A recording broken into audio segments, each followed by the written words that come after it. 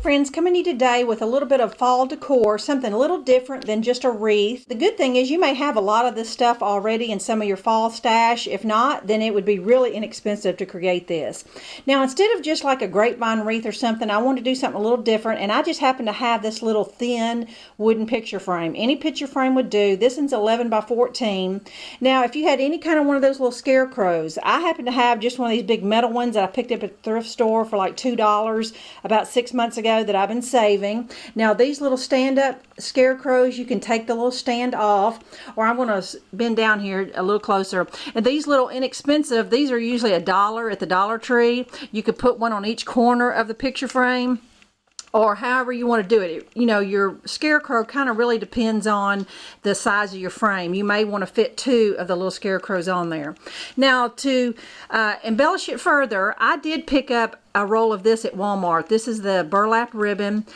I love this stuff. It's about $3 something for this big roll. It goes a very long way, and what I love about it is that it's so much easier than working with just the bulk burlap, because the ends are finished and it only ravels just barely on the ends that you cut. This is a really good buy and goes a long way.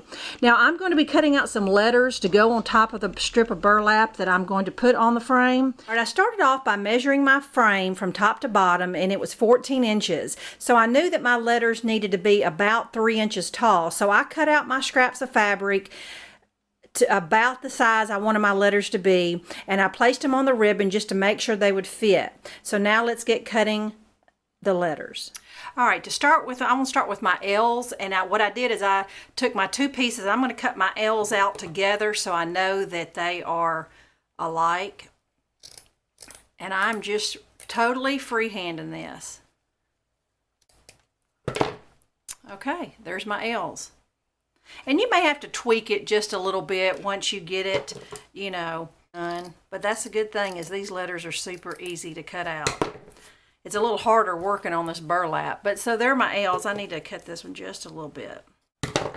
But anyway, as long as they are very similar. And I may, after I get them all done, then I can kind of tweak it and make sure. All right, my F is just as simple. There's my F. The A is the only one that might be just a hair tricky. What I did with this is that I folded it in half, and this is how I'm going to get my angle. I'm just going to cut it from one corner to one corner. And like you said, it all depends on how big your frame is how big your letters need to be.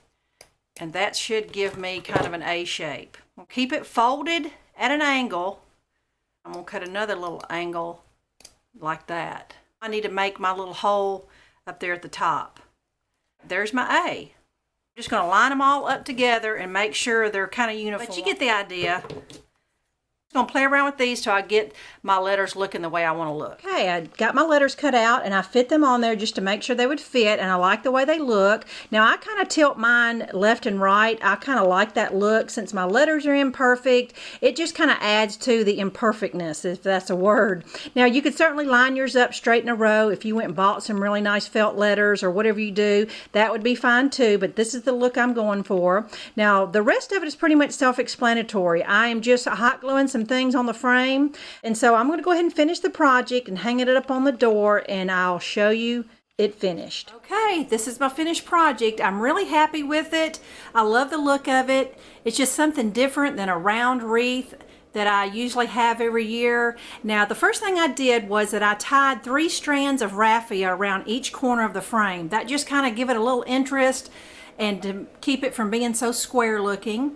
I hot glued my scarecrow on there. Now she's a couple inches bigger than my frame, and I like the oversized look of that. I also hot glued just a loop of the burlap around the top and bottom of the frame, so it kind of doubled it up because one layer was just a little too see-through, and hot glued my letters on there, and hot glued some flowers in the corner, the top and bottom corner, and then just a couple little leaves and flowers on her just to kind of tie the whole thing together. But I'm real pleased with it, so have fun with it. Look around and see what you have and see what you can create. I hope you enjoyed it. Thanks for watching. Bye-bye.